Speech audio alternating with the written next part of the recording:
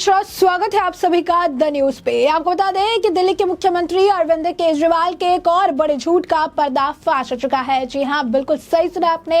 हाल ही फिलहाल में जिस तरीके से सीबीआई ने तकरीबन 10 घंटे लंबी पूछताछ अरविंद केजरीवाल से की, उसके बाद से आपको बता दें कि अरविंद केजरीवाल लगातार बयानबाजी करते नजर आए थे। उन्होंने सीबीआई को लेकर भी काफी कुछ कहा था। उसके बाद उन्होंने प्रेस कॉन्फ्रेंस भी की थी और प्रेस कॉन्फ्रेंस में उन्होंने अपने आप को महान बताने के चक्कर में कुछ ऐसी बातें कही जिसे लेकर अब आईआरएस एसोसिएशन द्वारा उन्हें फटकार लगाई गई है। और फटकार लगाते हुए 2 पेज लंबी जो है लिखा उनको जो है प्रॉपर एसोसिएशन की तरफ से चिट्ठी लिखी गई है, जहां पर वो अरविंद केजरीवाल के दावे को गलत बताते नजर आए, जिसमें अरविंद केजरीवाल ने ये कहा था कि वो कमिश्नर पद पर जो है वो थे और वो करोड़ों रुपए जो है गबन कर सकते थे, लेकिन उन्होंने नहीं किया। और इस पर फटकार लगाते हुए आईआरएस एसोसिएशन ने कहा कि आपने कभी कमिश्नर पद पर काम ही नहीं किया। जी हाँ, बिल्कुल सही सुना आपने। आपके बता दें आपको कि दावे जो उन्होंने किए थे, दावे के विपरीत उसमें लिखा गया था आईआरएस की तरफ से कि दावे के विपरीत आपने कभी कमिश्नर के तौर पर काम नहीं किया।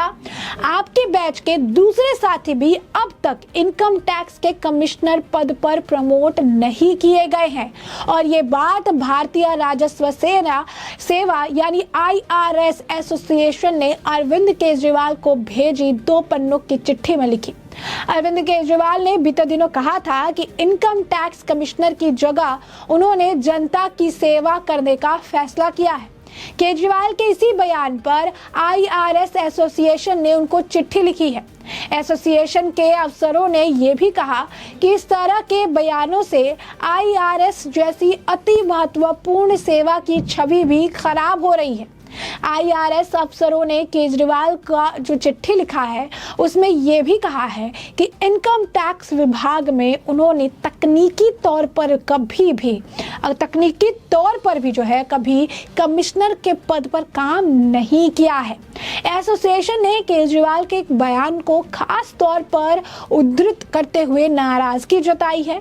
केजरीवाल ने बयान में कहा था कि कमिश्नर के तौर पर मैं करोड़ों कमा सकता था, नीली बत्ती वाली गाड़ी में चल सकता था, लेकिन मैंने नौकरी छोड़कर देश सेवा करने का फैसला किया।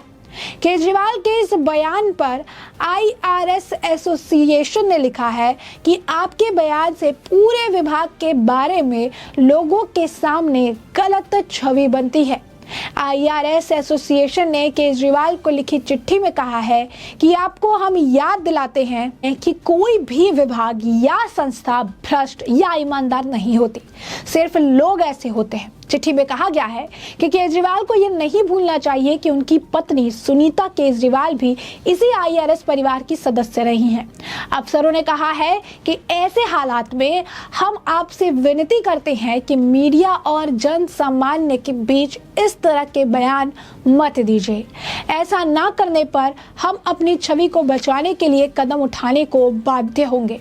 बता दें कि आईआरएस सेवा में फिलहाल 4000 से ज्यादा लोग काम करते हैं। अब ऐसे में अरविंद केजरीवाल ने अपने आप को महान बताने के चक्कर में ये बयान तो दे दिया, लेकिन आईआरएस द्वारा उनकी इस टिप्पणी जो है उस पर विरोध जताया गया। उन्होंने ये भी कहा कि आप इस तरीके के बयान देने से बचे। वही इस बात के सामने आने के बाद लगातार अगर आप देखेंगे तो अरविंद केजरीवाल की फजीहत जो है वो बुरी तरह से उड़ती हुई नजर आ रही है।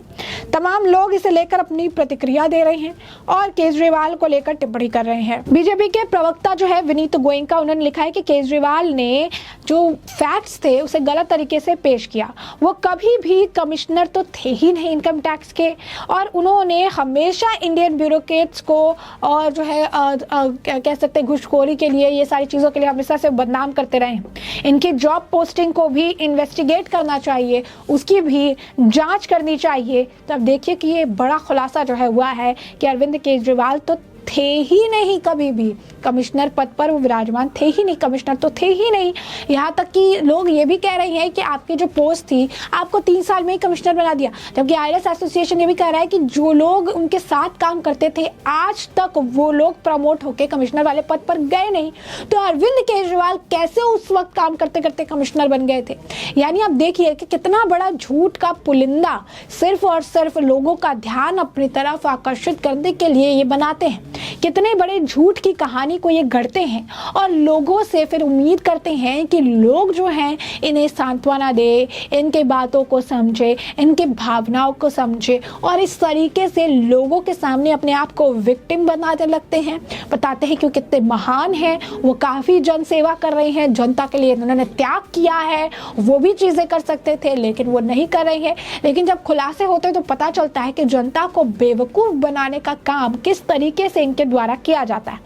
हमेशा जनता को मैनिपुलेट करना, जनता के सामने झूठ परोसना, दिन रात झूठे मंत्र जपना, दिन रात झूठी बातें कहना और जब खुलासा हो जाए तो विक्टिम कार्ड खेलना।